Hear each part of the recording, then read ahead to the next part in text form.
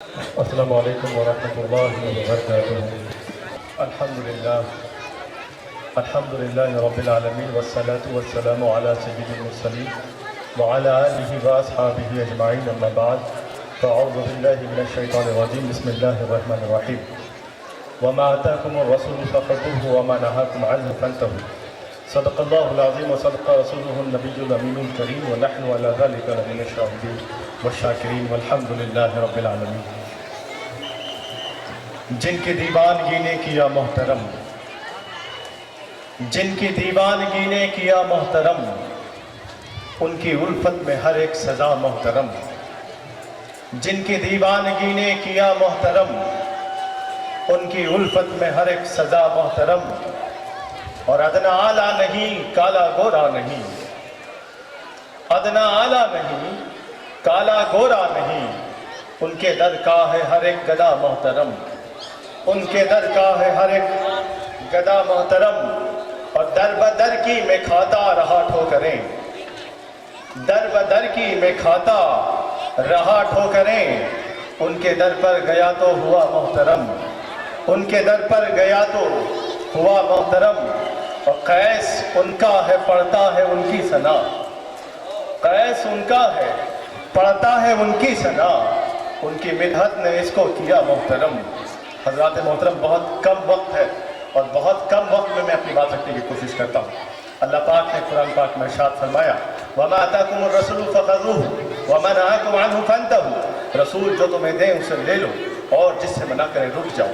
ایک جگہ اللہ پاک قرآن شریف میں ارشاد فرماتا ہے، اطیعوا اللہ واطیعوا الرسول، اللہ کی اطاعت کرو اور رسول کی اطاعت کرو۔ غالباً قرآن شریف میں 16 مرتبہ اطیعوا اللہ کہا گیا، اور جہاں اطیعوا اللہ کہا گیا ہے وہاں اطیعوا الرسول بھی موجود ہے۔ حضرات گرامی، ایک جگہ قرآن شریف میں اللہ پاک فرماتا ہے کہ قل ان کنتم تحبون اللہ فاتبعونی یحببکم اللہ۔ اے محبوب آپ فرما دیجئے، اگر اپنی امتیوں سے فرما دیں، کہہ دیں کہ اگر تم اللہ کے دوست بننا چاہتے ہو، اللہ کے محبوب بننا چاہتے ہو، فاتبعونی، میری اتباع کرو، پھر کیا ہوگا؟ اللہ تم سے محبت کرنے لگے گا۔ حضرات، نبی کی سنتوں پر چلنا ضروری ہے۔ آج حالات ہمارے ایسے ہو گئے ہیں، ہم نبی کی سنتوں کو چھوڑ دیے ہیں، ہم نے قرآن کو چھوڑ دیا ہے، اور ہم نے مغربی تہذیب کو اپنایا ہوا ہے۔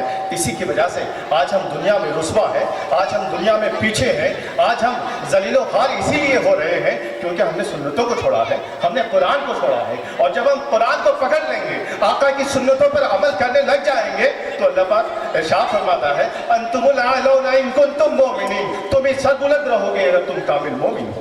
اور ہم کامل مومن اسی وقت ہو سکتے ہیں جب ہم قرآن کی تعلیمات پر عمل کریں اور سنت مصطفیٰ پر چلیں۔ میں آپ کو بتاؤں حضرات محترم، اتباع سنت سے دین اور دنیا کی بے شمار بھلائیاں ہیں۔ قلب کو سکون ملتا ہے، دین میں استقامت پیدا ہوتی ہے، رموز و اسرار کی راہیں کھلتی ہیں، نیکیوں میں اضافہ ہوتا ہے، درجات میں بلندیاں پیدا ہوتی ہیں۔ حضرات محترم، اتباع آدمی 3 چیزوں کی وجہ سے کرتا ہے۔ ایک تو اتباع ڈر اور خوف کی وجہ سے کرتا ہے، ایک لالچ کی وجہ سے کسی کی اتباع کرتا ہے، کسی کی پیروی کرتا ہے، اور ایک ہے محبت کی وجہ سے کسی کی پیروی کرتا ہے۔ جو ڈر اور خوف کی وجہ سے اتباع کی جائے وہ اتباع نہیں ہے، وہ منافقت ہے۔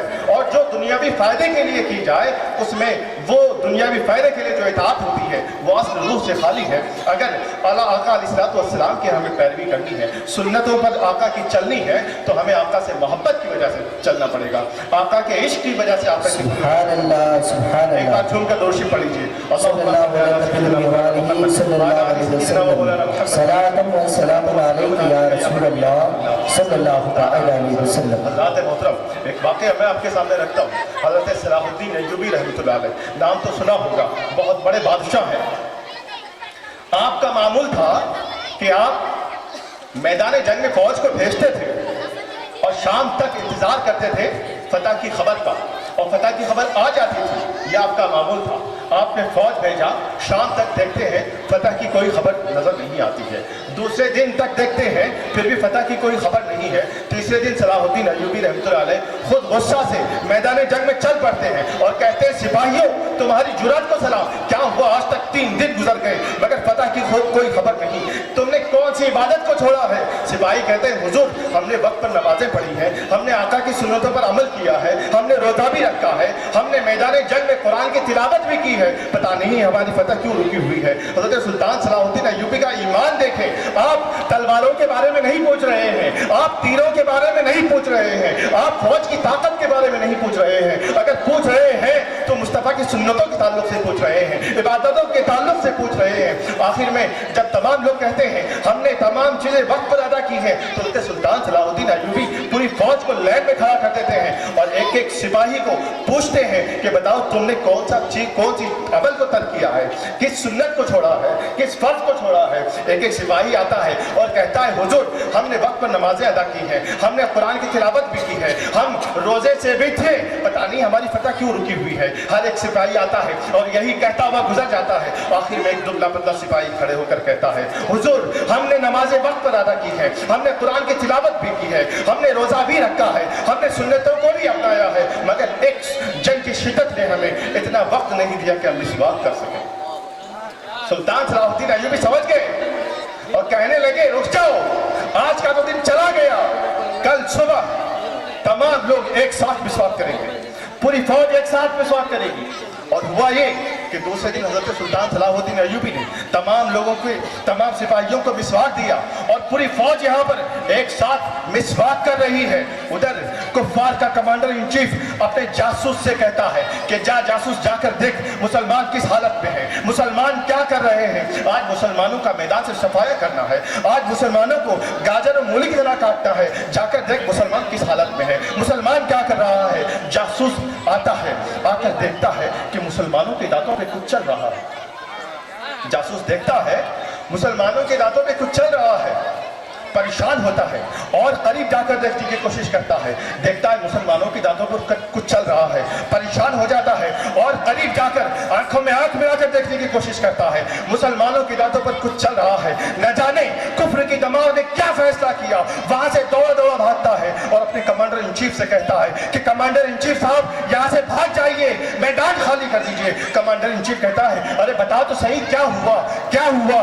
तो जासूस कहता है यहाँ से भाग जाइए, आज हमारी खैरियत नहीं है। कमांडर इन चीफ कहता है अरे बताओ तो सही आखिर माजरा क्या है। तो जासूस कहता है भाग जाए यहाँ से, आज हमारी खैरियत इसलिए नहीं है कि कल तक मुसलमान तीरों से लड़ रहा था, कल तक मुसलमान तलवारों से लड़ रहा था, कल तक मुसलमान भाले से लड़ रहा था, मगर आज इतना गुस्सा में है, इतना गुस्सा में है कि अपने दांतों को सान बना रहा है, जो पका जाएगा कच्चा चबा जाएगा। जब मैदान खाली हो गया तो हज़रत सुल्तान सलाहुद्दीन अय्यूबी घोड़े की पुष्ट पर बैठते हुए यह ऐलान करते हैं सिपाही सुनो, आज तुम्हारी ताकत ने जीत नहीं दी है, मुस्तफा की सुन्नत ने जीत।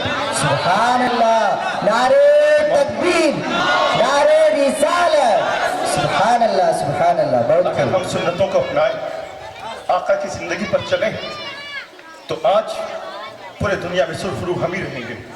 कहने को तो बहुत कुछ है, मगर वक्त की तंगी की वजह से, वक्त की तंगी की वजह से मैं अपनी तकरीर को खत्म करता हूँ। दारुल हुदा जो यहाँ पर कायम किया गया है, उसका मकसद यही है कि कुरान सिखाएं, कुरान सिखाएं और आका की सुन्नतों पर चलाएं, चले और चलाएं। इसका मकसद यही है कि दारुल हुदा हमारे लिए अल्लाह का तोहफा है। यहाँ अपने बच्चों को डालें, यहाँ अपने बच्चों को पढ़ाएं। और जहाँ तक मैंने यहाँ का जायजा लिया है, माशाल्लाह तालीम के एतबार से, तरबियत के एतबार से, सफाई के एतबार से, हर एतबार से माशाल्लाह मैंने इस इदारे को मुमताज़ पाया।